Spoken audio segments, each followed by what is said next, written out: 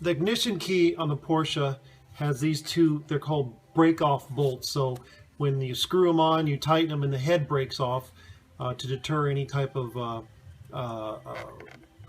thief. And then there's a rivet there and a rivet on top.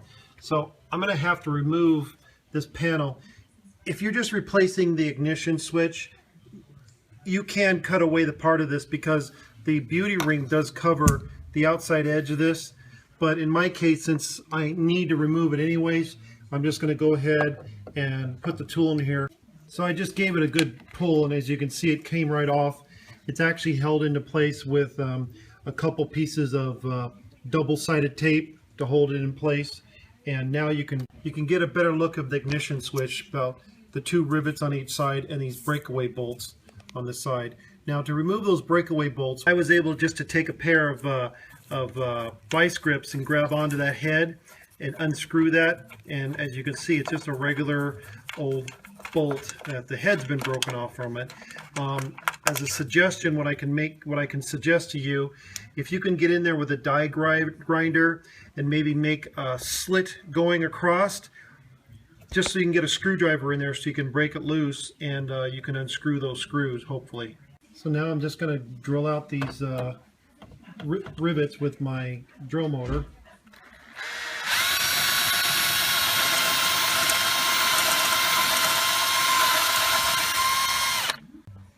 So after I drilled out the pop rivets, you can see that this plate is just sort of there just as like a washer. On the bottom of the steering column, there's this nut. This nut also has an Allen screw in the middle. This nut has to be removed before you can pull the ignition switch out of the steering column. The ignition switch, of course, attaches to the steering column so you can so the steering wheel can be locked. So that nut has to be removed before we can pull that whole column out there. So we're going to loosen that nut with a 13mm wrench. Once we take that nut off, you'll see I have my Allen wrench on there. It's a number 4 Allen wrench.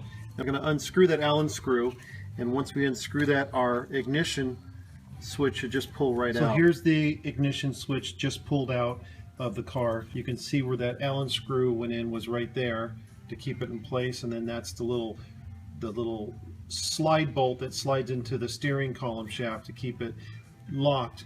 So the next thing we're going to do is we're just going to remove the electrical connector on the end, and then also this connector, and we'll have it completely pulled out of the car.